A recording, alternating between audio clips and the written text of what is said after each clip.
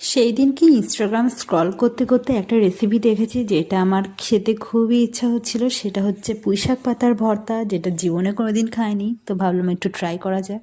তো পুঁইশাক পাতার ভর্তা বানানোর জন্য প্রথমে আমি একটা প্যানে কিছুটা সর্ষের তেল বেশ ভালো মতো গরম করে নেব। তাতে দিয়ে দেবো কালো জিরে ফোড়ন ও দিয়ে দেবো কিছুটা পেঁয়াজ কুচি, কাঁচা লঙ্কা কুচি, দুটো শুকনো লঙ্কা ও কয়েক কোয়া রসুন। এগুলো দিয়ে আমি ভালো করে ভাজা ভাজা করে নেব। যখন অনেকটাই লাল লাল হয়ে ভাজা ভাজা হয়ে যাবে, তখন আমি এখানে আগে থেকে কেটে ধুয়ে রাখা পুঁই শাকগুলো দিয়ে সেটাকে ভালো মতো ভাজা ভাজা করে নেব। পুঁই শাক যেহেতু মানে একটা শাক, পাতা জাতীয় জিনিস, এটাকে সিদ্ধ হতে বেশি টাইম লাগবে না।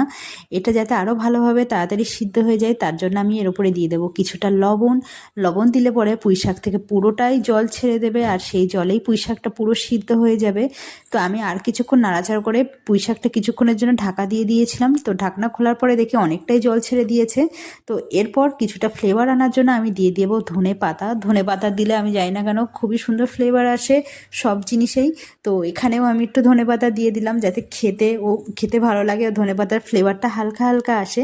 তো ধনে পাতাটা দেওয়ার পরেও আমি সেটাকে কিছুক্ষণ ধরে ভাজা ভাজা করে নেব। বেশিক্ষণ ভাজা করলে ধনে পাতার ঘ্রাণটাই চলে যাবে।